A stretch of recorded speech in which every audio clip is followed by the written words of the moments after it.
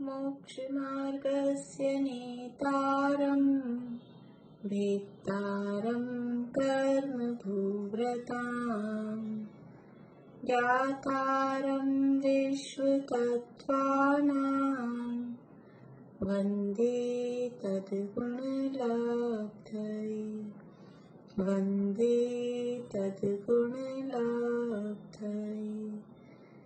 मोक्षमार्ग के नेता एवं कर्म पर्वतों के भेदक और विश्व के सब तत्वों के व्यायक चेतन संवेदक सद्गुण आप समान प्राप्त हो यही भावना भाकर दे विनय पूर्वक करूं वंदना बारंबार जिनेश्वर देव बारंबार जिनेश्वर देव।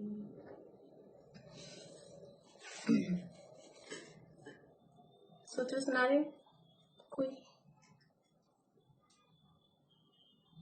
अरुल आपने सुना दिए?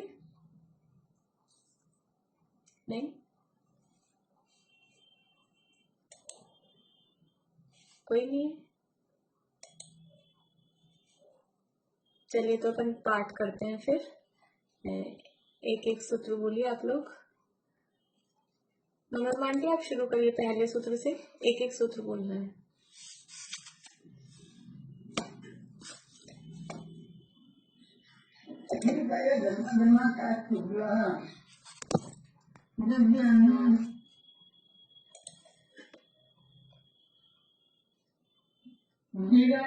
नित्यवत्तिकानि रूपाणि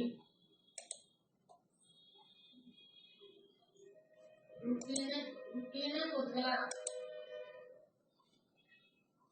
आकाशादेव द्रव्याणि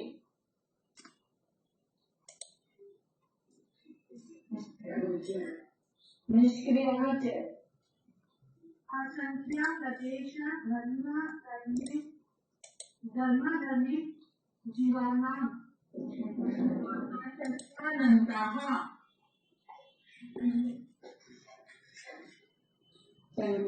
संख्याश्च पुद्गलानां नानो लोका प्राते अवतार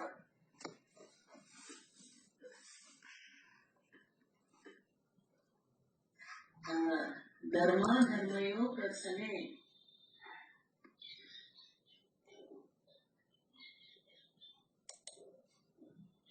एक प्रदेशादिषु भाज्य पुद्गलानां। रजनी जी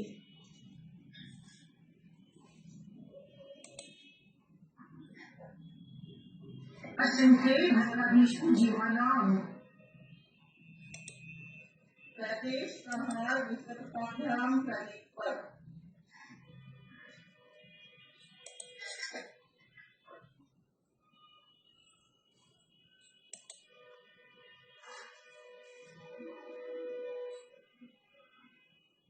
मैं बोलूँ? हाँ बोलिए नहीं जी। सत्य पत्रो धर्मा धर्मे रुत्कार आकाशाचा वदमा धर्मे वाण मंधा ताना काना उदराना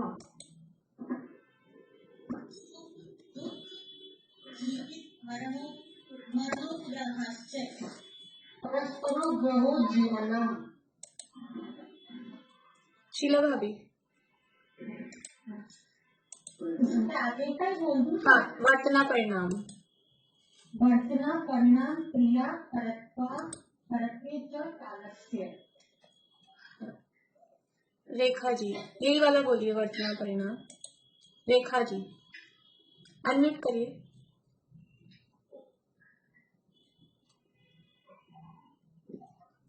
वर्तना परिणाम क्रिया परत्वे च कालस्य।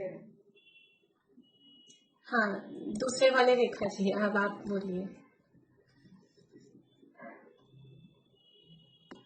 बोलिए, यही वाला सूत्र बोल दीजिए। क्रिया परत्व परत्व च कालस्य। कुसुम जी,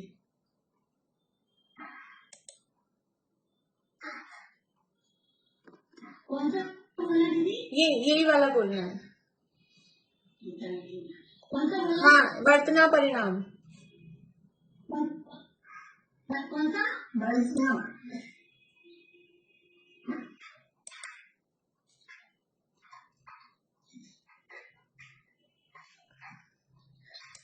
मीना चाची आप बोलिए तब तक। वर्तना परिणाम क्रिया परत्व परत्व च कालस्य। हाँ, बोलिए कुसुम जी। बोलिए दीदी। वर्तना परिणाम क्रिया परत्व परत्व च कालस्य। ठीक है, देखिए अपनी बात यहाँ चल रही थी। बोलिए वर्षा भाभी।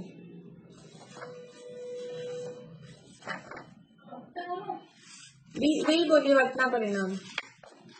वर्तना परिणाम क्रिया परत्व अपरत्व च कालस्य। ठीक है,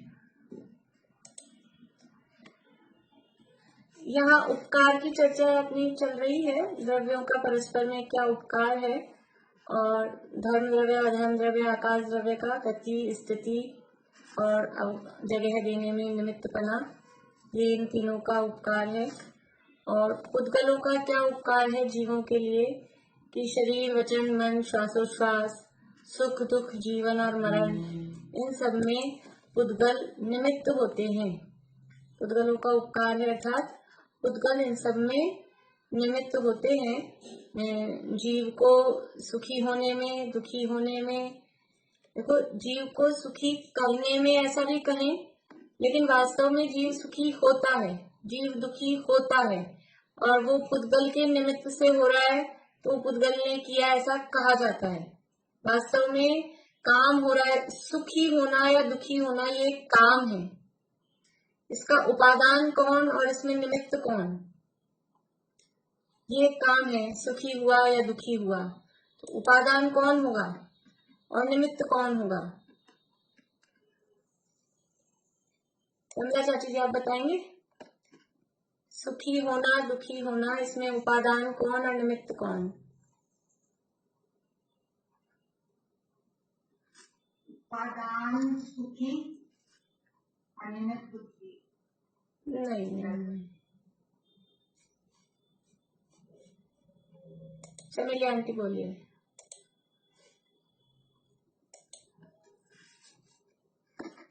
जीव सुखी दुखी उपादान है, जीव के उपादान है, और सुख के जो कारणभूत साधन वगैरह है वो सब निमित्त है। बहुत बढ़िया, बहुत बढ़िया जवाब। सुखी होना, दुखी होना एक काम है। देखो काम जो है ना, वही सेम टू सेम अपन कभी कभी वही नाम बोल देते हैं उपादान में, लेकिन जो काम हुआ वो तो काम है, और उपादान कोई द्रव्य होगा। तो सुखी होना, दुखी होना ये काम हुआ, तो ये किसमें हुआ है, उपादान कौन है? तो वो सुखी दुखी जीव, ऐसे आप बोल सकते थे कि सुखी जीव या दुखी जीव, वो जीव तो है उसमें उपादान, और निमित्त जो भी सुख के साधनभूत सामग्री हुई या दुख के साधनभूत जो भी सामग्री हुई, बाहर में जो भी पुद्गलों की बात चल रही है, तो जो भी बाहर में ऐसे संयोग मिले, रोग आदि आयश, या समझ लीजिए कुछ प्रतिकूल वस्तुएं हमको मिली, वो दुख में निमित्त है, अनुकूल वस्तुएं मिली वो सुख में निमित्त है। तो निमित्त तो वो वस्तुएं हुई, लेकिन उपादान कौन है? ये जीव स्वयं, वो उपादान है। तो यहाँ पुद्गल को सुख दुख जीवित मरण में निमित्त कहा जा रहा है। मतलब उपादान कौन है कि जीव के सुख दुख जीवन मरण में ये पुद्गल निमित्त है। तो उपादान तो है जीव, और पुद्गल है उसमें निमित्त। ठीक है। और जीवों का परस्पर में एक दूसरे के प्रति क्या उपकार है? जीव परस्पर में एक दूसरे के प्रति किसमें निमित्त बनते हैं?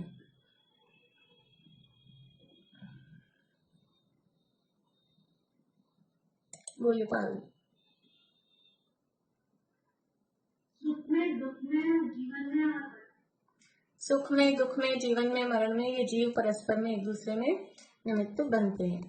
लेकिन यहाँ कल अपन पढ़ रहे थे पेज नंबर 216 पे लास्ट का पैरा है। थोड़ा सा इसको फिर से अपन छोड़ा भी था अपन ने, बीच में से पढ़ते हैं। उक्त कथन, उक्त कथन का निष्कर्ष, पेज नंबर 216, तत्वार्थमणि प्रदीप, मिल गया सबको। उक्त कथन का निष्कर्ष यह है कि इस उपकारों के प्रकरण में उपकार पद का अर्थ भलाई करना नहीं, मात्र निमित्त होना है। ये बिल्कुल अच्छे से ध्यान रखने वाली बात है, क्योंकि उपकार शब्द सुनते ही हमको ऐसा लगता है उपकार किया तो भलाई की, लेकिन उपकार का अर्थ है यहाँ पर निमित्त होना। यहाँ यह प्रश्न हो सकता है कि फिर हमें किसी का उपकार करना चाहिए या नहीं, हमें किसी की भलाई करनी चाहिए या नहीं।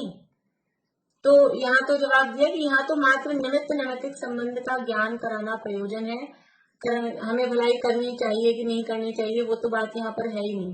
लेकिन हम अब उसको सोचें कि कोई किसी की भलाई कर सकता भी है कि नहीं, तो वास्तव में कोई किसी का भलाई नहीं कर सकता और कोई किसी की बुराई, मतलब भला नहीं कर सकता और बुरा भी नहीं कर सकता।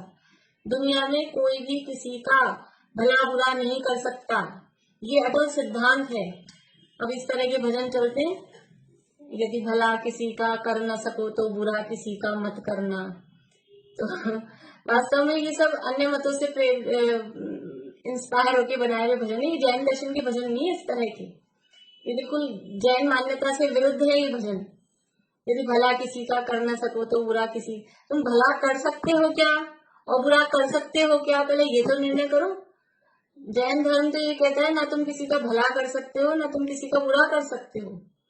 तो फिर क्या है कि जो भी होते हैं वो निमित्त होते हैं। निमित्त मात्रम अन्यस्तु होते धर्मास्तिकायवत, जैसे गमन में धर्मास्तिकाय निमित्त होता है तो बहुत हमारा उपकार करता है। उसको क्या मतलब है, जो चल रहा है वो तो चलता है, वो निमित्त रहता है, जो रुक रहा है तो अधर्म द्रव्य होता है, वो निमित्त रहता है, उसको किसी तरह का कोई राग द्वेष ऐसा प्रयोजन नहीं है। वैसे ही समस्त द्रव्य आपस में एक दूसरे में निमित्त बनते हैं, कोई किसी का भला बुरा कर नहीं सकता वास्तव में। कल आपको एक कहानी सुनाई थी, कल ही मुझे याद भी आ रही थी, कल भी वो कहानी, लेकिन कल टाइम नहीं था इसलिए मैंने उसको रोका कि मैं यानी प्रथमान योग हमको पढ़ना चाहिए और प्रथमान योग पढ़ के हमको ये सिद्धांत उसमें देखने चाहिए कि कैसे कैसे सिद्धांत हमको समझ में आते हैं। एक अपने धन्य कुमार चरित्र है, धन्य कुमार हुए हैं, उनकी कहानी आती है। धन्य कुमार किस किस ने सुनी हुई है? 1 2 3 4, आधे से लोगों को पता है, आधे से लोगों को नहीं पता है। देखिए धन्य कुमार हुए बहुत समझ लीजिए महापुरुष, बहुत पुण्यशाली जिस भाव में वो धन्य कुमार थे। लेकिन उसके पिछले भाव में क्या था कि उनके पिताजी पूर्व भाव में बहुत बड़े सेठ थे, बहुत अरबों खरबों की ऐसी संपत्ति थी। लेकिन जैसे ही वो गर्भ में आए उनके पिताजी का मरण हो गया और सारी संपत्ति सब खत्म हो गई। ऐसा है, पुण्यहीन जीव होता है ना, ये जीवों के पुण्य पाप के निमित्त से ऐसा होता है।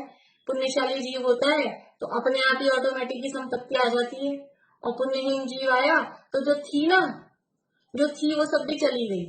पिताजी का मरण हो गया और जो संपत्ति थी वो सब चली गई। तो उनकी माँ इतनी बड़ी मतलब सेठानी, और वो दूसरों के घर बर्तन मांज के जैसे तैसे पुत्र को जन्म दिया और वो पुत्र का ऐसे पालन पोषण करती थी, बहुत गरीब स्थिति। तो जो उनके घर नौकर था पहले जब उसके पिताजी थे, और उनके घर जो नौकर था, अब देखो परिस्थिति कैसी बदली कि वो जो नौकर था वो सेठ बन गया और उसके खूब खेत वेत ऐसे हो गए, तो उसके खेत में बहुत से लोग मजदूरी करते थे। तो वो जो बच्चा थोड़ा बड़ा हो गया 5 7 10 साल का, तो वो उसके खेत में मजदूरी करने गया। तो उस नौकर को ऐसा विचार आया कि कैसी कर्मों की स्थिति है, जो कल सेठ थे वो आज हमारे नौकर बने और हम जो नौकर थे हम सेठ बन गए। तो उसको बड़ा मतलब अंदर से ऐसा करुणा का भाव आया, तो उसने सोचा कि मैं इनकी कुछ मदद कर दूं। तो उसने खेत में जो काम करना था ना, खेत में काम करने के बदले में मुट्ठी भर चने देता था वो सबको। तो उसने बच्चे ने कहा भाई मुझे भी दे दो, मैंने भी तुम्हारे खेत में काम किया है। तो उसने सोचा हम थोड़ी मदद कर दें, हमारे सेठ जी थे पहले। तो उसने सोने से भरा हुआ कलश दिया उस बच्चे को हाथ में कि भाई इनकी दरिद्रता दूर हो जाए। तो सोने से भरा हुआ कलश दिया, तो उस बच्चे ने जैसे ही हाथ में लिया और वो पूरा कलश में सोने की जगह क्या बन गए, अंगारे बन गए, जलने लग गया उसका हाथ। तो उस नौकर को, मतलब जो मालिक बन गया था, उसको समझ में आ गया कि अभी इनके तीव्र पाप कर्म का उदय है। हम चाह कर भी, चाहते तो हैं, देखो अपने को फल किसका लगेगा, यहाँ जो प्रश्न है ना, हमें किसी का उपकार करना चाहिए या नहीं चाहिए, तो फल तो हमें अपने परिणामों का लगेगा। तो हमें तो दूसरे का भला करने की ही विचार रखने चाहिए, लेकिन हम कर पाएंगे या नहीं कर पाएंगे, हम ऐसे सोचे हम तो करके ही रहेंगे, तो वो हमारे बस की बात नहीं है। उसका भला बुरा होना वो उसके उदय के हिसाब से चलेगा। तो वो चाह कर भी वो सोने का कलश दे रहा था, उसको अंगारे बन गए, तो वो बच्चा रोने लगा, तुम सबको तो है ना चने देते हो, और मैंने तुम्हारे घर पे काम किया, मेरे से कौन सा बदला ले रहे हो, मेरे हाथ जला रहे हो। तो फिर उसने सोचा कि चलो इसको भी चने ही देते हैं, इसके भी किस्मत में नहीं है। तो उसने एक मुट्ठी भर के उसको चने दिए। तो उस बच्चे ने अपनी पोटली, वो होता ना गमछा जो भी, उसमें बांध लिए और वो चने लेके घर गया कि माँ थोड़ी खुश होगी। तो भी उसकी किस्मत कैसी कि उसने जिस कपड़े में बांधे थे उसमें छेद था। तो रास्ते में जाते जाते जाते वो गिरते गए, घर पहुंचा तो और भी कम। तो जिसकी किस्मत ही ऐसी हो, यानी जिसके उदय ऐसे हैं कर्म के, तो कौन भला करे। और जब वही जीव, पूरी कहानी नहीं सुनाऊंगी, आप लोग पढ़ना, इतनी सी मैं आपको ट्रेलर बता रही हूँ, जरूर पढ़ना, बहुत अच्छी कहानी है, मतलब उससे पुण्य पाप की विचित्रताएं बहुत समझ में आती हैं। धन्य कुमार की कथा, धन्य कुमार चरित्र अलग से भी है और कहीं कहीं कहानियों की किताबों में अलग से भी मिलेगा। फिर बाद में वही जीव मर के धन्य कुमार बना, तो बीच में और कहानी है। फिर पिछले भाव में उसने बहुत पाप किए थे पहले, तो वो ऐसा पुण्यहीन जीव बना, उसका नाम था अकृत पुण्य। उसकी माँ ने रख दिया था ऐसा नाम कि कभी कुछ पुण्य नहीं करके आया, कि सारा ही खत्म हो गया। फिर बाद में वो धन्य कुमार बना, तो इतना पुण्य यानी पिछले भाव में किया उस अकृत पुण्य वाले भाव में, कि जहां जाता टूटी खाट खरीद लाया बाजार से, और उसके टूटी खाट के पाए में से भी रत्न निकल रहे हैं। लोगों ने मारने के लिए राक्षस की गुफा में भेज दिया, तो राक्षस की गुफा में से वो राक्षस नहीं था, वो तो कोई वेंकट देव था, वो बोल रहा था मैं आपके लिए खजाना लेके बैठा हूँ इतने वर्षों से, आप इस खजाने को संभालो। जहां जाता वहां उसको धन के खजाने मिलते। तो अब वो बुरा करना चाह रहे, लोगों ने उसको मारने के लिए तालाब में फेंक दिया, तो तालाब में से भी उसको देवों ने उठा लिया और फिर उसको रत्न वगैरह दिए। ये सब क्या है, ये पुण्य पाप का फल है। तो हम किसी का भला करना चाहें, हम किसी का बुरा करना चाहें, उसका भला बुरा तो उसके कर्म के अनुसार है, लेकिन हम दूसरे का बुरा करने के भाव करके अपना बुरा जरूर करते हैं, क्योंकि हमको तो बंध अपने परिणामों के हिसाब से लगेगा, और दूसरे का भला करने के भाव से हम अपना भला मतलब पुण्य बंधता है। इसलिए हमेशा अपने भाव अच्छे रखने चाहिए, किसी का बुरा विचार नहीं करना चाहिए, ये बात है। लेकिन हम किसी का बुरा कर सकेंगे या नहीं कर सकेंगे, वो बात है ही नहीं। कोई किसी का भला या बुरा कर ही नहीं सकता, जो भी होते हैं वो सब निमित्त होते हैं, ऐसा इसमें समझना चाहिए। तो यहाँ ये कहा कि अरे भाई, यहाँ तो मात्र निमित्त नैतिक संबंध का ज्ञान कराना ही प्रयोजन है, करने कराने का नहीं। जहाँ जिस अपेक्षा जो बात कही हो, वहां वही समझना समझदारी है। जब निश्चय से कोई किसी का कुछ कर ही नहीं सकता, तब हमें किसी का कुछ करना चाहिए या नहीं, यह प्रश्न ही उपस्थित नहीं होता। निश्चय से मतलब वास्तव में कोई किसी का कुछ नहीं कर सकता। एक दूसरे पे हम आरोप डालते हैं, इसने कर दिया उसने कर दिया, यही चलता है दिन भर, लेकिन वास्तव में कोई किसी का कुछ नहीं कर सकता। जिसका जो होता है सब अपने अपने हिसाब से हर द्रव्य में परिणमन होता है। यद्यपि निश्चय से उक्त कथन परम सत्य है, तथापि ज्ञानी धर्मात्माओं में भी अन्य का भला करने का भाव आए बिना नहीं रहता। देखो, जो ज्ञानी हैं, जो समझदार हैं, उनको ये पता है, समझ लीजिए मुनिराज हैं कि सम्यक दृष्टि जीव हैं, वो ये जानते हैं कि कोई किसी का कुछ नहीं कर सकता, भला भी नहीं कर सकता, बुरा भी नहीं कर सकता। फिर भी ये भला करने का भाव आए बिना रहता नहीं है। जैसे कल अपनी बात चल रही थी बच्चों को पढ़ाने वाली बात, अभी हमको ये समझ में आ गया है कि अब उसको जितना पढ़ना होगा, उसके जितने मार्क्स आने होंगे वो आएंगे। हम कुछ भी कितना भी करो ऐसा अपने लाने से आएंगे नहीं, लेकिन फिर भी हमको उसको पढ़ाने का और पढ़ने के लिए कहने का ये भाव आता है कि नहीं आता है? वो आए बिना रहेगा नहीं। ऐसे ही ज्ञानी जीव जानते हैं कि कोई किसी का भला नहीं कर सकता, लेकिन फिर भी दूसरे का भला करने का भाव आए बिना रहता नहीं है। वो भूमिका की बात है, उस भूमिका में वो भाव आएगा ही। अभी कोई चींटी समझ लो, ऐसा कोई मक्खी मच्छर है, कोई भी जीव जंतु है, वो ऐसी स्थिति में है, कहीं फंस गया है, कहीं तड़प रहा है, तो हमको ऐसा लगता है उसको उठा के दूसरी जगह सुरक्षित रख दें, तो ये भाव आए बिना हमको रहेगा नहीं। जबकि पता है उसका बचना, उसकी आयु होगी तो बचेगा, उसकी आयु नहीं होगी तो नहीं बचेगा, लेकिन फिर भी बचाने का भाव आए बिना रहता नहीं है। वो भाव आता है, लेकिन भाव होने के बाद अगर वो बच जाए, हमने चींटी को पानी में से कागज पे उठाकर साइड में रख दिया और फिर वो थोड़ी देर बाद में सही होके चलने फिरने लग गई, तो हम क्या सोचे कि मैंने बचा दिया, वो बात गलत है। उसमें बचने की योग्यता थी तो बच गया, हमको ऐसा भाव आ गया। उसको बचने की योग्यता होती तो कोई ना कोई को और को भाव आ जाता और किसी भी तरह से वो निकल जाती। ऐसा नहीं कि हम ही थे कि हम नहीं बचाया है, वो तो हम तो निमित्त है। ये निमित्त पाने का ज्ञान यहाँ पर कराया गया है।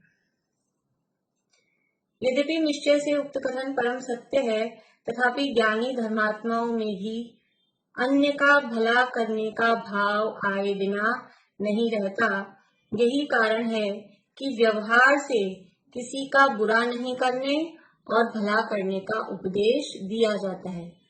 वो जो बात है ना, अब यदि हम वो गा रहे हैं, यदि भला किसी का करना सको तो बुरा किसी का मत करना, यदि हमको ये बात पता है कि कोई किसी का भला बुरा नहीं कर सकता और फिर हम गा रहे हैं तो कोई दिक्कत नहीं है। लेकिन हमको ये पता नहीं, हम तो बस ये सोचते हैं हम तो भला करें, हम भला कर सकते हैं, तो वो गाना गलत है। तो ये व्यवहार से किसी का बुरा नहीं करने और भला करने का उपदेश दिया जाएगा। कभी किसी का बुरा मत करो, हमेशा दूसरों का अच्छा। व्यवहार में क्या कहा जाएगा? फिर ये कहेगा कि तुम तो किसी का भला बुरा कर नहीं सकते, इसलिए चाहे जो करो। अब करे बिना तो कोई रहेगा नहीं ना, कुछ ना कुछ तो करेगा ही जीव।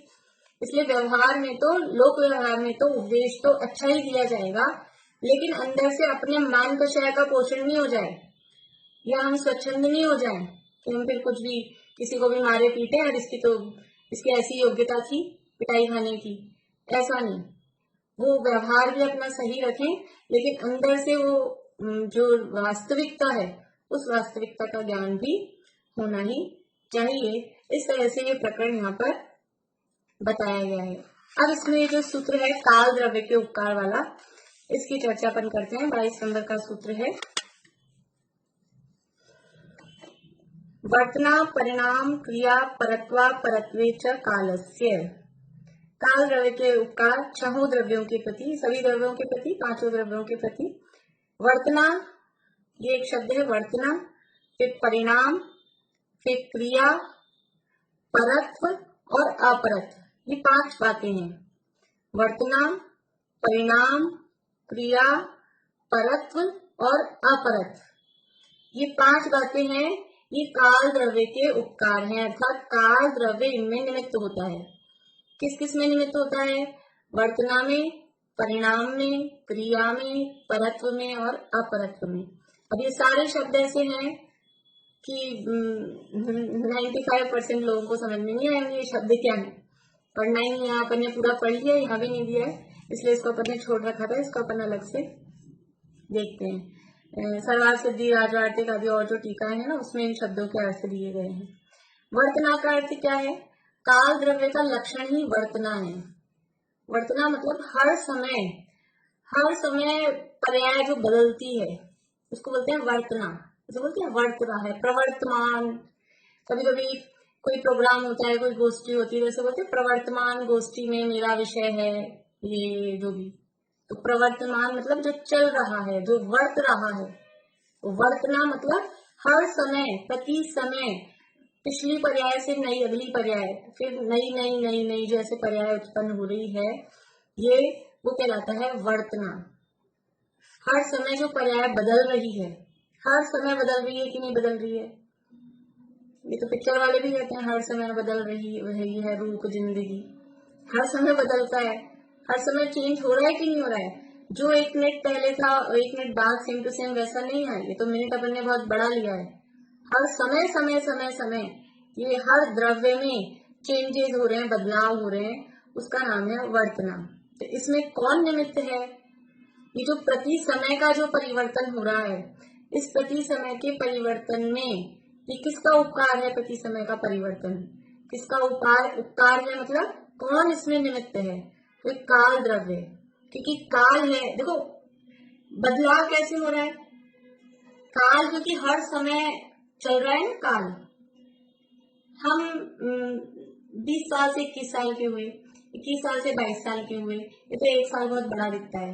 अभी आज किसी के बर्थडे हो, जन्मदिन हो, अब कल तो आज कहेंगे जैसे वो 20 साल का हो गया, और कल तो अभी ऐसे कहेंगे 20 का ही है, फिर 1-2 दिन तक तो 20 का, लेकिन 20 साल और 1 दिन का हुआ कि नहीं?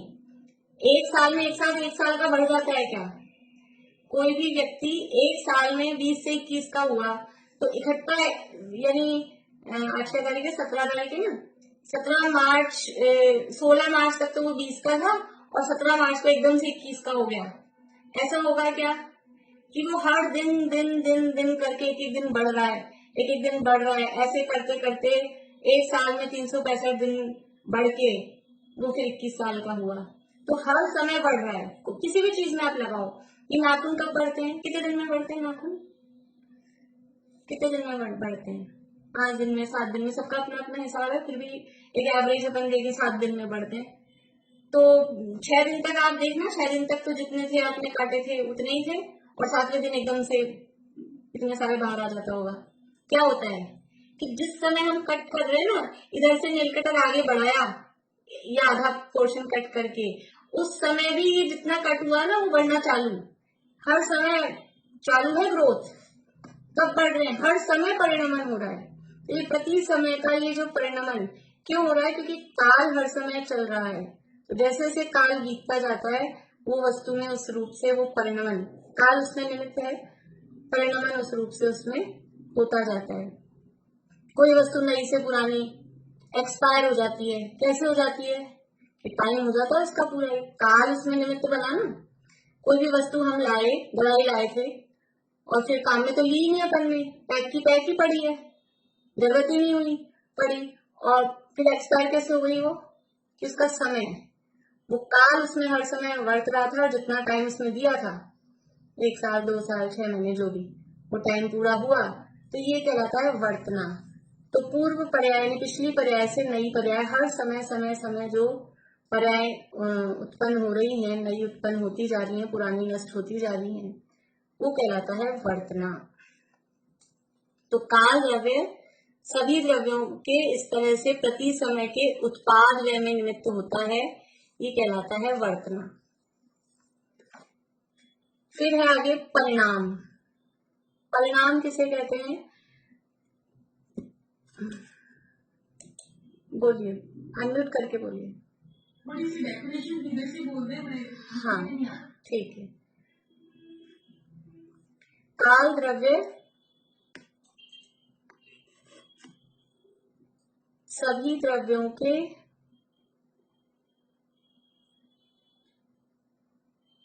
प्रति समय के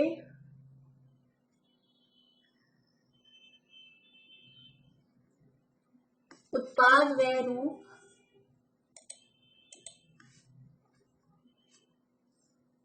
परिणमन में निमित्त होता है,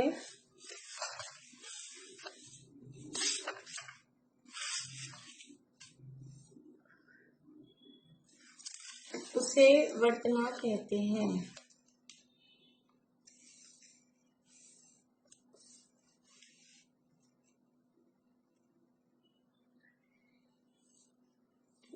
काल द्रव्य का एक्चुअल में लक्षण ही वर्तना कहा जाता है, वर्तना, क्योंकि वो परिणमन में निमित्त बना, वो काल का लक्षण वर्त रहा है, चल रहा है, हर समय हर समय हर समय, उसको कहते हैं वर्तना। तो हर द्रव्य के प्रति समय का जो उत्पाद है चेंजेस, उत्पाद है मतलब पिछली पर्याय नष्ट हुई, नई पर्याय उत्पन्न हुई, पिछली पर्याय नष्ट हुई, नई पर्याय उत्पन्न हुई। हर समय एक नंबर के समझ लीजिए बीच में से शुरू लें, 5 नंबर के समय पे जो पर्याय थी, अब 6 नंबर का समय आया तो 5 नंबर वाली व्यय हुई, 6 नंबर वाली उत्पन्न हुई। अब 7 नंबर का समय आया तो 6 नंबर वाली व्यय हुई, 7 नंबर वाली उत्पन्न हुई। ऐसा हर समय जो प्रत्येक द्रव्य की नई नई पर्याय उत्पन्न हो रही है, पूर्व पर्याय नष्ट हो रही है, इसमें जो निमित्त होता है वो निमित्तपना वर्तना कहलाता है। काल द्रव्य उसमें निमित्त होता है, उसको वर्तना कहते हैं। इसके बाद में है परिणाम। परिणाम किसे कहते हैं? देखिए पहले डेफिनेशन लिख लीजिए, फिर अपन समझ लेते हैं। जो द्रव्य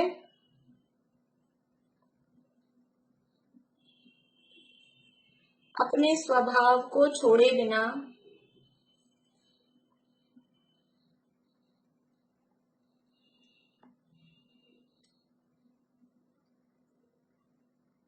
पर्याय रूप से पलटे, पलटे मतलब बदले,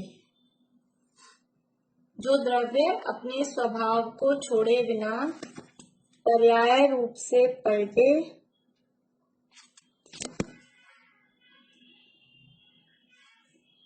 उसे परिणाम कहते हैं।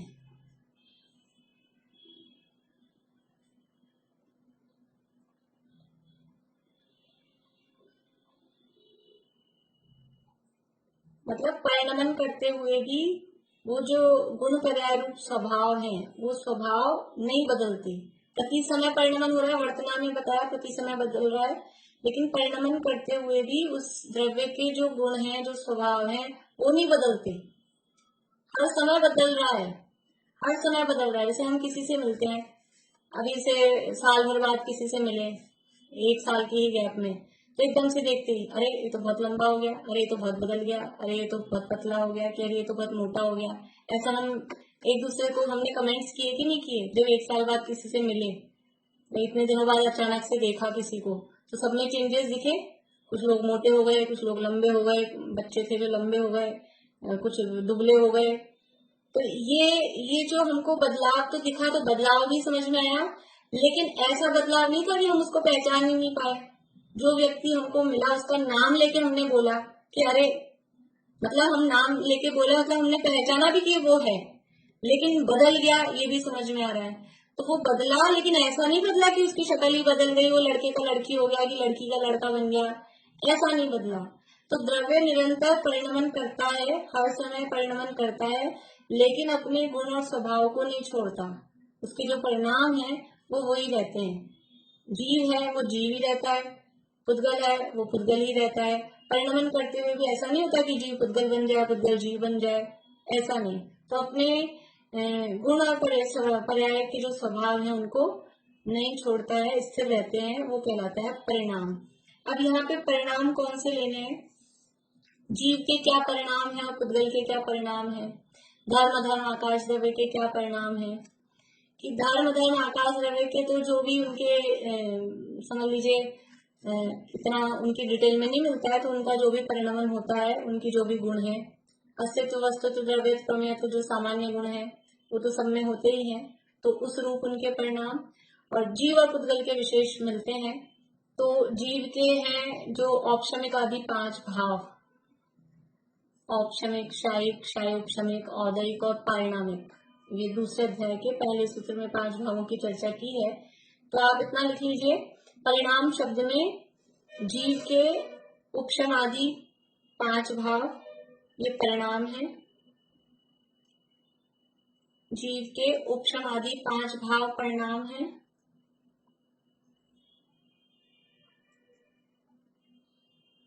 और पुद्गल के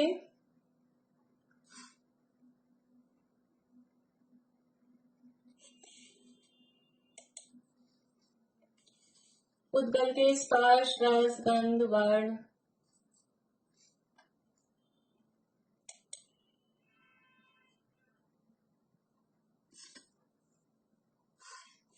या स्कंद रूप जो अवस्थाएं हैं, स्पर्श रस गंध वर्ण या स्कंद रूप जो भी चीजें हैं, अलग अलग नाम नहीं, स्कंद शब्द दिया तो उसमें सब आया, घट पट मतलब घड़ा, कपड़ा, डब्बा, डब्बी, पेन, पेंसिल, टेबल, कुर्सी, सब पुद्गल के परिणाम हैं, पुद्गल की अवस्थाएं हैं। तो पुद्गल के वर्णादि और स्कंद रूप अनेक परिणाम।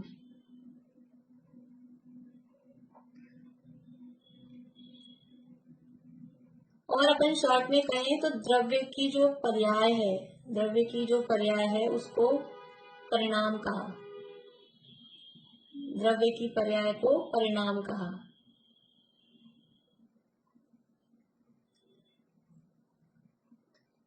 तो ये जो द्रव्यों में परिणमन हो रहा है, ये जीव के भाव हो रहे हैं, पुद्गल के स्पर्श, गंध, वर्ण आदि परिणमन हो रहा है, या पुद्गल की अवस्थाएं हैं, ये सब भी कैसे, इसमें भी कौन निमित्त बन रहा है?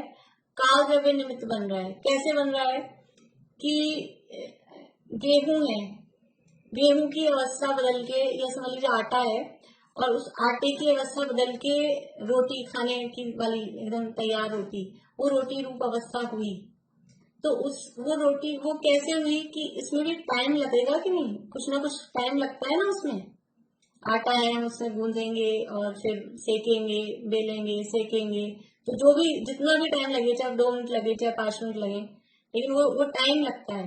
तो उसमें कह रहे हैं ये सब, इसमें काल का निमित्त पना बता रहे हैं। टाइम तो होता ही है, हर समय काम चल रहा है, टाइम चल रहा है, तो जो भी काम हो रहा है उसमें टाइम, जैसे आकाश द्रव्य हर समय हर जगह निमित्त है, ऐसे काल द्रव्य भी हर काम में निमित्त है ही है, क्योंकि काल भी हर समय चल रहा है। इसलिए जो भी काम हो रहा है उसमें आकाश द्रव्य और काल द्रव्य का तो निमित्तपना है ही है 100%, क्योंकि बिना जगह पे लिए कोई काम नहीं होगा। जगह हर समय हर द्रव्य ले ही रखा है, और बिना काल के, बिना टाइम के वो भी कोई काम नहीं होगा। तो आकाश और काल तो परमानेंट निमित्त है। धर्म अधर्म में ऑप्शन है, गति कर रहे हैं कि स्थिर हो रहे हैं, वहां ऑप्शन है, लेकिन आकाश और काल तो हर समय निमित्त बन रहे हैं, क्योंकि वो हर जगह आकाश है और हर समय काल है। इसलिए जीव के परिणामों, जीव और पुद्गल के 5 ही द्रव्यों के जो परिणाम है उनमें ये काल द्रव्य निमित्त होता है। तो वर्तना हुआ, परिणाम हुआ। इसके बाद में है परत्व और अपरत्व। नहीं, पहले क्रिया, वर्तना, परिणाम, क्रिया। क्रिया किसे कहते हैं, बोलिए। ये परिणाम को एग्जैक्ट कैसे समझेंगे, वो थोड़ा सा मैं कंफ्यूजन है। परिणाम का मतलब है कि द्रव्य के भाव, और अपन सरल शब्दों में कहें ना, द्रव्य के भाव। तो जीव के जो भाव है, और भाव कौन से लेना है यहाँ पे बता दिया पर्टिकुलर। जीव के औपशमिक आदि भाव, औपशमिक भाव, शायिक भाव, शायोपशमिक भाव, जिनको नाम याद नहीं हो वो लिख लें 5 भावों के नाम। औपशमिक, शायिक, अगर आप लोग को स्पेलिंग देखनी हो तो भी दूसरे अध्याय का पहला सूत्र ही है। औपशमिक, शायिक, शायोपशमिक, औदयिक और पारिणामिक। ये है पेज नंबर 88, 89, 88 पे है, 88 पे भी है, 89 पे भी है, ये नाम लिखे गए हैं। औदयिक नहीं, औपशमिक, शायिक, शायोपशमिक, औदयिक और पारिणामिक। तो ये जीव के जो ये भाव हैं, ये परिणाम।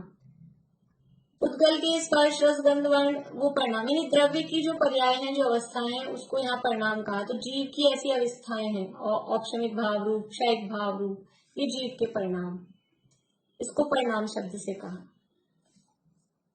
ठीक है।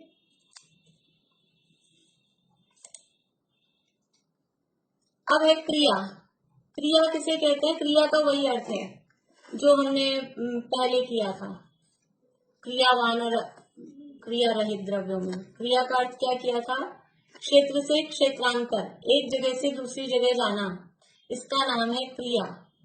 एक क्षेत्र से अन्य क्षेत्र में गमन करने को क्रिया कहते हैं।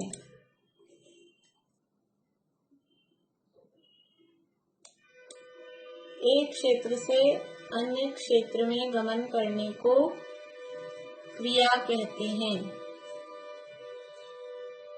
अब ये क्रिया किसमें होती है? ये क्रिया किसमें होती है? अकेला जीव और पुद्गलों में। ठीक है, तो इसमें क्रिया में, जीव और पुद्गलों की क्रिया में काल द्रव्य निमित्त है। आप लोगों को प्रश्न नहीं उठ रहा कुछ? एक जगह से दूसरी जगह गमन करने में कौन निमित्त है? धर्म द्रव्य। और यहाँ काल द्रव्य को कह रहे हो आप। एक जगह से दूसरी जगह गमन करने में तो धर्म द्रव्य निमित्त है ना, फिर काल द्रव्य को क्यों कह रहे हैं क्रिया में निमित्त? कि देखो अभी मैंने कहा था ना 1 मिनट पहले ही कि काल तो हर समय है और हर जगह लागू पड़ेगा। एक जगह से दूसरी जगह गमन करने में आकाश द्रव्य निमित्त है कि नहीं है? आकाश है कि नहीं है? तो आकाश है। ऐसे ही एक जगह से दूसरी जगह गमन करने में टाइम लगता है कि नहीं? समय भी होता है कि नहीं उस समय? इसलिए काल भी निमित्त है। अपन अपन आप पूछे आपके घर से स्मारक कितनी दूर है? मुझसे पूछते हैं लोग, आपके घर से स्मारक कितनी दूर है? तो मैं कैसे बताती हूँ? ऐसे बताऊंगी ना किसी को कि 1.5 किलोमीटर है तो समझ में नहीं आएगा। तो कैसे बताते हैं? गाड़ी में जाते हैं 5 मिनट। आपके घर से मंदिर कितनी दूर है? 5 मिनट। ये मिनट दूरी को बता रहा है तो टाइम है, लेकिन हम ऐसा बताते हैं टाइम से दूरी को बताते हैं। यहाँ से अजमेर कितनी दूर है, यहाँ से दिल्ली कितनी दूर है? 5 घंटे। 5 घंटे तो ये घंटे बता रहे हो दूरी में, ये किलोमीटर बता रहे हो। तो हम यहाँ से दिल्ली जाएंगे तो उसमें काल लगेगा कि नहीं लगेगा? धर्म द्रव्य भी निमित्त होगा, आकाश द्रव्य भी निमित्त होगा, और ये जो टाइम लग रहा है 5 घंटे का वो काल भी है उसमें। इसलिए क्रिया में भी काल द्रव्य का निमित्त करना होता है। तो ये क्रिया। इसके बाद में है परत्व और अपरत्व। ये दोनों है अपोजिट। शब्द से समझ में आ रहा है परत्व का अपोजिट अपरत्व है। तो परत्व किसे कहते हैं? ये दोनों समझ लो कंपैरेटिव हैं। परत्व का मतलब है कि जो पहले हुआ, जो पुराना है। अभी उदाहरण से तो समझ लेंगे।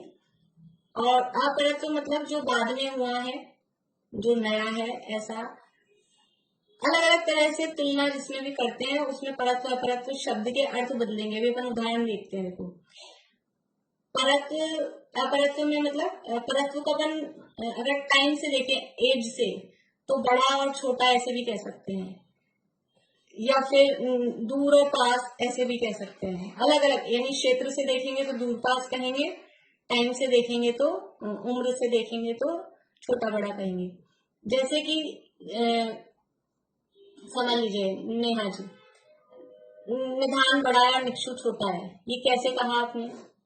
कैसे कहा कि निधान पहले हुआ था, निक्षु बाद में हुआ? तो ये परत्व अपरत्व, ये है परत्व और अपरत्व। इसकी अपेक्षा ये बड़ा है, इसकी अपेक्षा ये छोटा है। जो बड़ा बेटा है वो पहले हुआ, जो छोटा बेटा है वो बाद में हुआ, 4 साल बाद में हुआ। तो ये बड़े को कहेंगे जो पहले हुआ वो परत्व, जो बाद में हुआ वो अपरत्व। या फिर कहीं से हम कंपैरिजन करें कि हम यहाँ से समझ लीजिए कि कहीं जा रहे हैं, वही जैसे मान लीजिए दिल्ली जा रहे हैं, तो दिल्ली जा रहे हैं या और कोई जगह नहीं, मतलब अभी ज्यादा मुझे मतलब कोई जगह आती है तो ये पहले आएगा। यानी हम कहीं जा रहे हैं तो दिल्ली पहले आएगा कि हरियाणा पहले आएगा? हम दिल्ली जा रहे हैं तो पहले क्या आएगा? तो पहले ये गुड़गांव वगैरह पहले आ जाएगा और दिल्ली बाद में आएगा। तो ये निकट है, वो दूर है। निकट दूर बताना हो, बड़ा छोटा बताना हो, इस तरह की जो कंपैरिजन होते हैं काल के हिसाब से करते हैं। पेपर सबमिट किया तो किसने सबसे पहले किया? तो पहले करने वाला, फिर बाद में करने वाला, ये बजर वाले राउंड जो होते हैं, पहले किसने बजर बजाया? तो ये सब काल के हिसाब से ये जो कंपैरिजन करते हैं, तुलना करते हैं, और उसमें ध्यान रखते हैं पहले जिसने बजर बजाया मान लो वो जवाब नहीं दे पाया तो सेकंड बजर किसका बजा था। तो ऐसा ये जो टाइम के हिसाब से हम तुलना करते हैं, ये परत्व और अपरत्व के आधार पर ये तुलना की जाती है। ये सब काल द्रव्य के उपकार हैं, मतलब इन सब में काल द्रव्य निमित्त होता है। रेस हो रही है तो रेस में टाइम कैलकुलेट करते रहते हैं कि इसने ये 100 मीटर की दौड़ कितनी देर में पूरा की, फर्स्ट कौन आया, सेकंड कौन आया, टाइम के हिसाब से देखते हैं। तो ये सब परत्व और अपरत्व। तो जिसमें ज्यादा समय, जो पुराना है, ज्यादा समय जिसमें लिया हुआ है वो परत्व, जो कम समय वाला है मतलब छोटा है वो अपरत्व। इस तरह की बात यहाँ पर इसमें कही गई है। इन सब कार्यों का निमित्त काल द्रव्य होता है। तो ये 5 चीजों में काल द्रव्य का निमित्त बना है: वर्तना, परिणाम, क्रिया, परत्व और अपरत्व। परत्व अपरत्व ये दोनों इकट्ठे ही हैं, मतलब अकेला परत्व नहीं होगा, अकेला अपरत्व नहीं होगा। किसी भी चीज में किसी से भी पूछा जाए, आप बड़े हो कि छोटे, आप बड़े हो कि छोटे, तो कैसे बताएंगे, कैसे, किस अपेक्षा आप पूछ रहे हो, किससे बड़ा किससे छोटा, ये बताना पड़ेगा ना। ये पूछना मतलब जो भी पूछ रहा है, किसी से भी पूछा, मीना चाची आपसे पूछा आप बड़े हो कि छोटे, तो आप ससुराल में पूछ रहे हो कि पीहर में पूछ रहे हो कि किससे बड़ा किससे छोटा, ये तो बताना पड़ेगा ना। ससुराल में मैं बड़ी बहू हूँ तो मैं बड़ी हूँ, और मुझे नहीं मालूम पीहर का लेकिन कितने, मान लो 4 भाई बहन हैं, कोई 4 भाई बहन है, बीच वाले से अपन पूछे कि आप बड़े हो कि छोटे, तो उनसे हम छोटे हैं और उनसे हम बड़े हैं, ऐसा होगा ना बीच वालों के हिसाब से। तो ये परत्व और अपरत्व, ये कंपैरेटिव स्टडी जैसा है, तुलनात्मक इसमें बताया जाता है कौन किससे बड़ा है, कौन किससे छोटा है, कौन किसके बाद है, कौन किसके पहले है। इस तरह से ये परत्व और अपरत्व बताया जाता है। तो इस तरह से ये उपकारों की चर्चा यहाँ अपनी पूरी हुई। धर्म, अधर्म, आकाश, उद्गल, जीव और काल, 6 द्रव्यों के उपकार यहाँ पर 6 सूत्रों में अपन को बताए गए। अब आगे चर्चा जो शुरू होगी, पुद्गल द्रव्य का वर्णन आगे शुरू होने वाला है। अब पुद्गलों की थोड़ी सी चर्चा कि पुद्गल कैसा होता है, क्या उसमें गुण होते हैं, किस तरह से स्कंद बनते हैं, ये पुद्गलों की चर्चा यहाँ पर शुरू होने वाली है। सूत्र पढ़ते हैं अपन, समय है अभी। किसी को कोई प्रश्न तो नहीं है?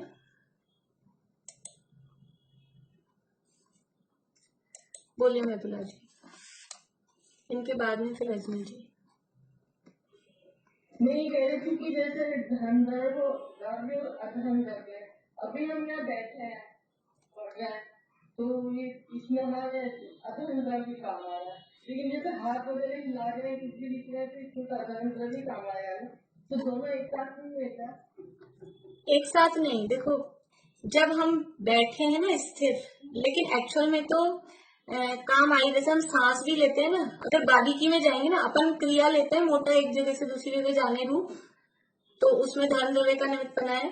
लेकिन हम सांस भी ले रहे हैं, तो हम सांस ले रहे हैं, उसमें भी हमारे आप पेट फूलता है फिर पिचकता है, ये ऐसा जो मतलब हलन चलन हो रहा है शरीर में, इनमें भी धर्म द्रव्य का निमित्त बना है। अभी समझाने के लिए हाथ को हिला रहे हैं और बैठे बैठे भी पाँव ये सब हिलते रहते हैं, तो वो जो भी हिलने की क्रिया हो रही है, और ये क्षेत्र से क्षेत्रांतर ही है। सांस ली, पेट पहले यानी फूला तो इतना सा भी आगे बढ़ा, तो वो क्षेत्र बढ़ा ना, फिर वो थोड़ा इतना सा कम हुआ तो वो क्षेत्र कम हुआ, तो उसमें धर्म द्रव्य का निमित्त बनता है। इसलिए ऐसा वास्तव में तो 6 द्रव्य निमित्त रहते ही हैं यहाँ पर हर समय। 6 मतलब 5 ही द्रव्य वो निमित्त रहते ही हैं। और पुद्गल को भी अगर अपन छोड़े तो 4 द्रव्य तो निमित्त होते ही हैं संसार अवस्था में। एक प्रश्न पूछना था। हाँ बोलिए। वो है ना, जैसे मदन जो है ना उपकार नहीं है, जैसे आप कह रहे हो उसका जब का उपकार नहीं है, तो लेकिन अगर मदन नहीं होगा, अगर किसी जन केस हो गया तो उसका उपकार हो गया ना, मदन नहीं होगा।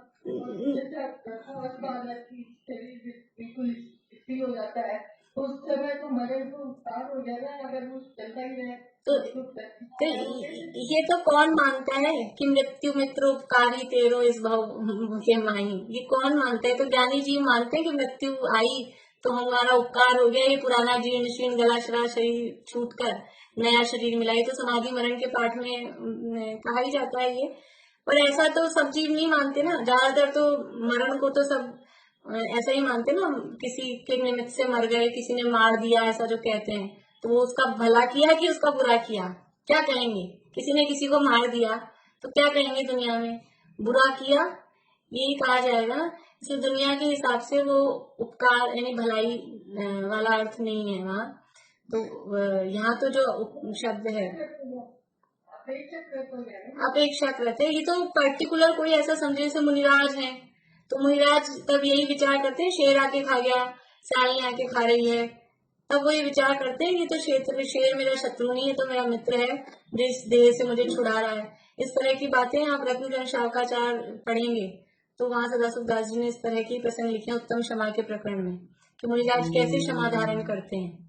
तो वो ये समझते हैं कि ये मेरा उपकार कर रहा है, लेकिन कॉमन रूप से जन सामान्य तो मारने वाले को उपकार ही नहीं मानती, वो तो फिर वो यानी बुरा किया ऐसा ही मानती है। इसलिए यहाँ मरण का अर्थ उपकार यानी भलाई वो नहीं लेना, यहाँ उपकार का अर्थ निमित्त होना, वही अर्थ लिया गया है। बोलिए रश्मि जी। तो मैं पूछ रही थी वर्तना और परिणाम में से फर्क नहीं रहा ना कि मतलब कि एक भाव में होता है, परिणाम जो हुआ वो भाव में हुआ। नहीं, देखिए इसमें फर्क क्या है। वर्तना है वो हर समय की पर्याय, वर्तना है वो सूक्ष्म चीज है, और परिणाम है वो थोड़े बड़े बड़े मोटी स्थूल पर्यायों को भी लिया उसमें, ये फर्क है। हाँ, वो भावों को भी लिया, तो भाव भी है ना, वो एक समय की पकड़ में नहीं आती। जो भी हमको ये भाव पकड़ में आ रहे हैं या पुद्गल की स्कंद आदि जो अवस्थाएं पकड़ में आ रही हैं, तो वो हमको सूक्ष्म वाली पकड़ में नहीं आती, हमको स्थूल चीजें पकड़ में आती हैं। तो भाव में थोड़ी स्थूल बात ली गई है, और वर्तना भाव मतलब परिणाम में, और वर्तना में बारीक हर समय वाला प्रति समय वाला जो परिणाम है वो वर्तना में लिया है, हर समय समय समय पे। और परिणाम में लंबे टाइम वाली लॉन्ग टर्म की पर्यायों को भी परिणाम में ले लेते हैं। ऐसा देखो, पर्याय भी वास्तव में पर्याय एक समय की होती है, जो भी पर्याय होती है वो एक समय की होती है, अगले समय दूसरी, अगले समय मतलब फिर नेक्स्ट समय दूसरी। कोई भी पर्याय एक समय से ज्यादा टिकती नहीं है, लेकिन फिर भी हम एक समय तो हमारे पकड़ में आता नहीं है, तो बड़ी बड़ी पर्यायों को इकट्ठा करके हम बोलते हैं। जैसे अभी हम बोल रहे हैं ये क्लास कितनी देर की है हमारी, 1 घंटे की, जबकि हर समय समय समय समय करके 1 घंटा हो रहा है ना, लेकिन हम 1 घंटा पूरा क्लास का टाइम बोलते हैं। ये मनुष्य पर्याय, ये मनुष्य पर्याय बोला हमने शब्द मनुष्य पर्याय, तो पर्याय तो एक समय की होती है। और मनुष्य पर्याय क्या बोलते हैं, इस मनुष्य पर्याय की स्थिति कितनी है कि 80 साल 90 साल 100 साल, तो 80 साल तक एक ही पर्याय चल रही है आपके, जो भी जितने साल का हो गया, कोई 40 45 50 जो जितने साल का हो गया, उनकी 40 साल से एक ही पर्याय चल रही है। 40 साल से एक ही पर्याय नहीं चल रही, बारीक जो पर्याय है वास्तव में वो तो हर समय बदल रही है, लेकिन फिर भी हमने मनुष्य 40 साल तक की पर्याय को एक करके बोल दिया, ये कहलाते हैं स्थूल पर्याय।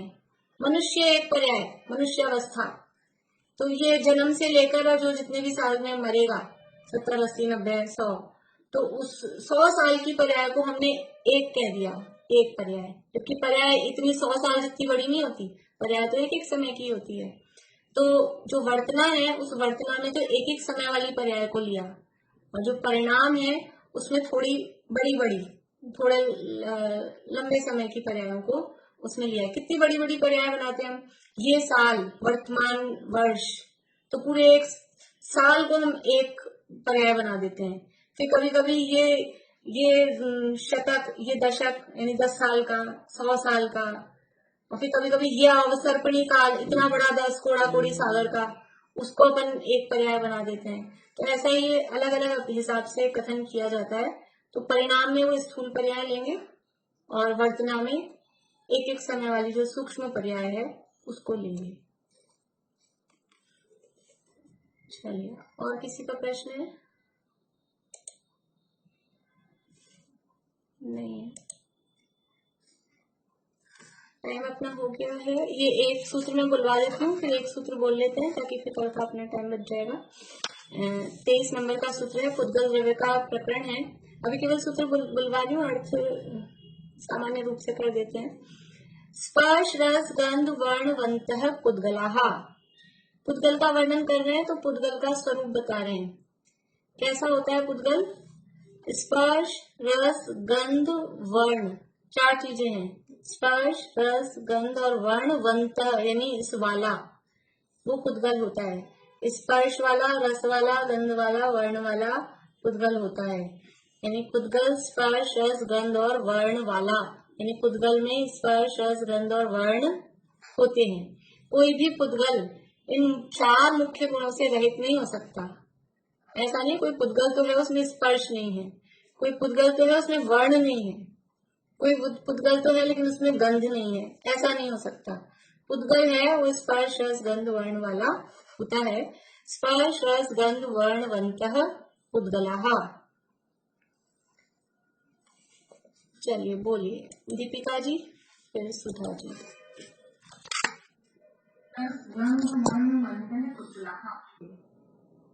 वर्ण में जैसे हवा की पुत्र है, उसमें वर्ण कहाँ है? वर्ण के किनारे तो कई पुत्र होते हैं।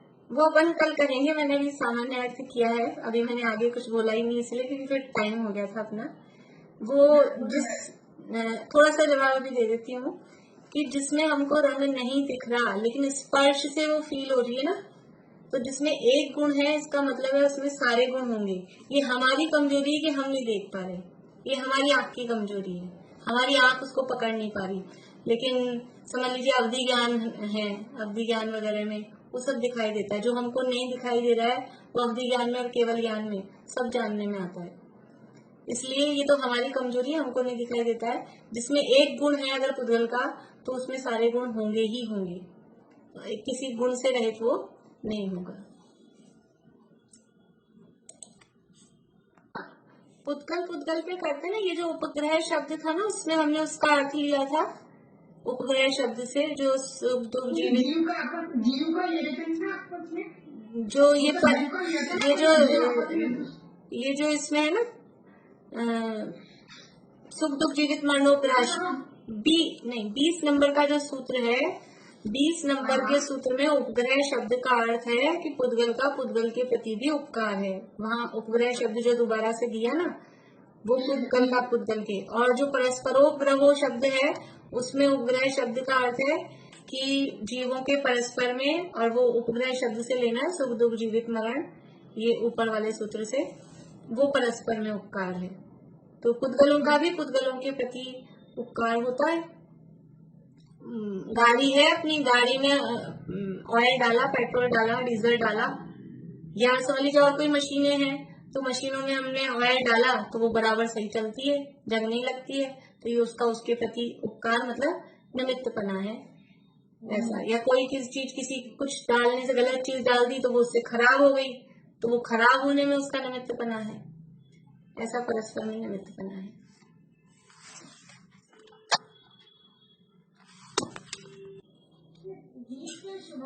भाव है वो भी तो परिणाम कह सकते हैं ना, वो भी तो बदलते रहते हैं। हाँ तो शुभाशुभ भाव में आ गए ना, औदैहिक भाव, औदैहिक भावों में शुभाशुभ भाव दोनों आ गए, औदैहिक भावों में वो सब आ गए, इसलिए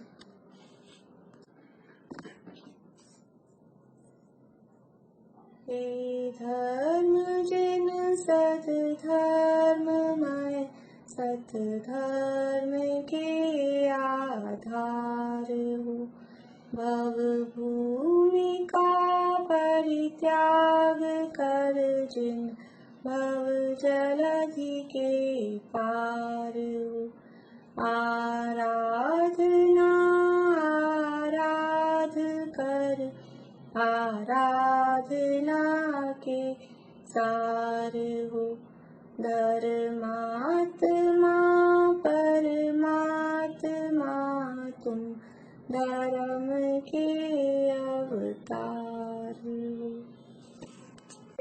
हाँ, कोरोना का इंजेक्शन जैनियों के लिए नहीं है, मतलब मैंने एक बार आप लोगों को शायद वो दीपक जी का भेजा भी था ग्रुप में, मैं फिर से डाल दूंगी। दीपक जी जो अपने वैद्य जी है ना, उसमें ये बिल्कुल गाय के मांस वास का कुछ उसमें होके, जैनों के हिसाब से वो बिल्कुल नॉन वेज है, इसलिए मैं डाल दूंगी वीडियो ग्रुप में, तो उसमें और उन्होंने डिटेल में बताया, वो सब आप देख लेना फिर। जय श्री